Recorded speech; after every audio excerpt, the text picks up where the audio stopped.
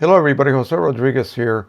As you may know, if you are a current owner of a X-Rite ColorMonkey photo calibrator, you might have heard that there is an updated software finally for it. So I went ahead and downloaded it. It is version 1.22. And so I went ahead and installed it right on top of my older version, right on Windows 10 64-bit. And although I had been advised that I should actually uninstall the previous version and make sure that all my services have been turned off or deleted. And here it is. This is your services section on your Windows machine, and you see one X-Rite device service manager, and this would have to be stopped. Well, I actually did not do that, and it seemed to work.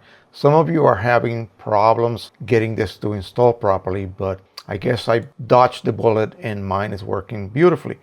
I did, however, notice that there is quite a difference in the way that the display profile is created. And I want to go ahead and take you through the process. You should be able to see it take place directly in the video. Now, I normally work in a very dark environment. I have a room with no windows. I just have like a 60-watt bulb about maybe 10 feet away illuminating my room. It's pretty constant illumination. So I found out that my best setting is D75 and 80 CDM2. This is about as dark as you can possibly get your monitor to be using the calibration mode. A lot of you, if you are working on a bright environment, you might try 120 or higher, but you can also click here. And this is, I would like the ColorMonkey to automatically determine the optimum luminance level for my display based on my ambient light conditions, where I view my printed output, recommended for display to print matching. So either way, I get the same results either way. So let's go ahead and proceed. Now, in order for you to begin your calibration, you have to actually calibrate the ColorMonkey. So you're going to locate the little circular wheel that you can turn to the calibration mode, which is about either the 7 o'clock or 5 o'clock, depending on how you are orienting your ColorMonkey. So we're going to click next. We're going to hit calibrate. If you guys hear a humming in the background, that's my heater just kicked on. It's kind of cold today in the 30s. So here we go. This take a little while to calibrate, and now we are ready. We're going to rotate the wheel to the bottom position, and now I'm going to go ahead and place it on my monitor, and I will proceed to hit next. And we will follow this in real time and see what happens, and I will try to tell you what's going on. So contrast test, as you can see here, this is taking a measurement in progress. Please wait. And it's doing a contrast test right now. As you can see, the background is changing a bit. So we're going to go ahead and hit next.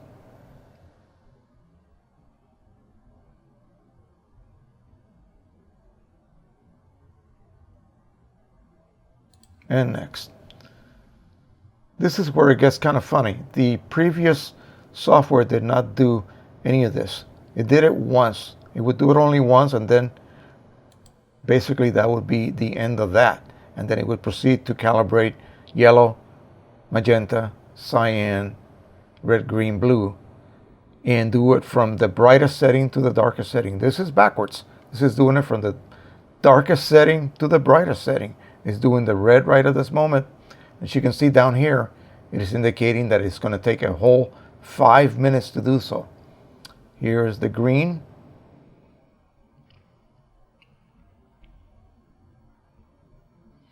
Now, does this drawn out process produce a more accurate monitor calibration? I'm not quite sure. I really am not.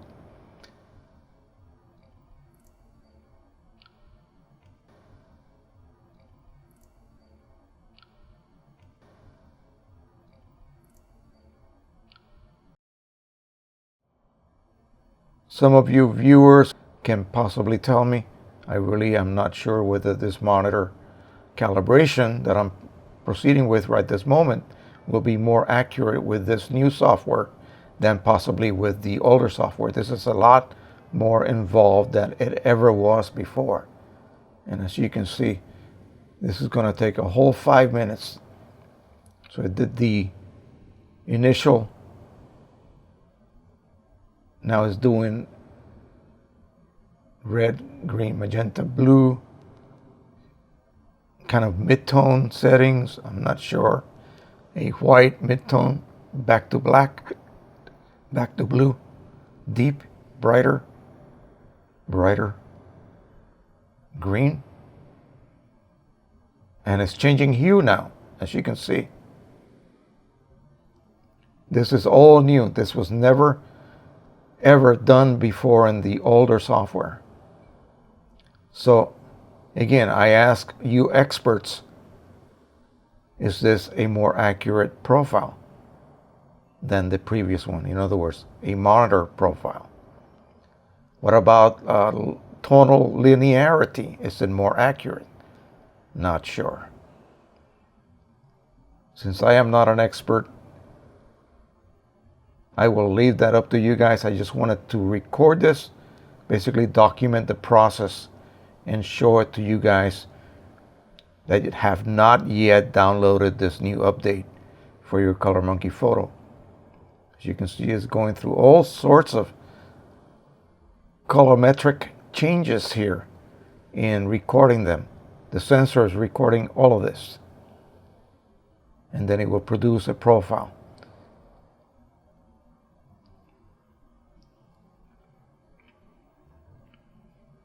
We're down to the 2-minute warning. I was quite fascinated to see all of the different hue changes, gradual hue changes that is calibrating. So you can see all of these hue changes are taking place at different saturation levels.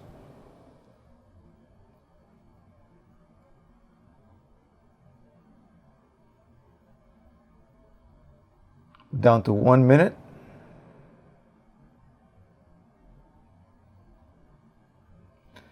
Now the paper profile function is identical, so nothing has really changed in that respect. I'm going to show you something at the end of all of this in the preferences so that you can set your profile type to version 2, which is the most easily viewed under those gamut mapping type softwares. All right, so we're going to go ahead and save this.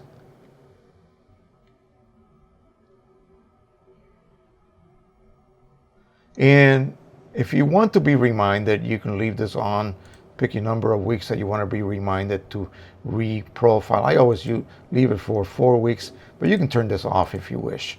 Now we're going to hit next, and we are back to the main window. Now, in File Preferences, this is the default for Windows, version 2, version 2. Now, I'm curious as to what this means and what this means.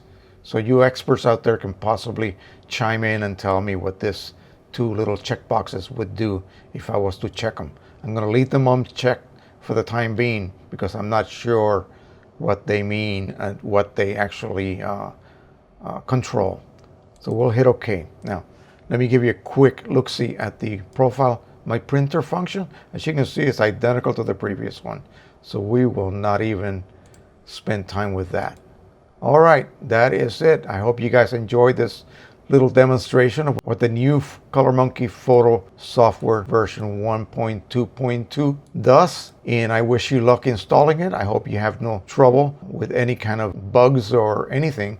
So far, this has been pretty much bug-free for me, and I'm happy that it worked out. So again, as always, thanks for watching. Please subscribe, please share and like. Until the next time, happy printing, everybody. Bye-bye.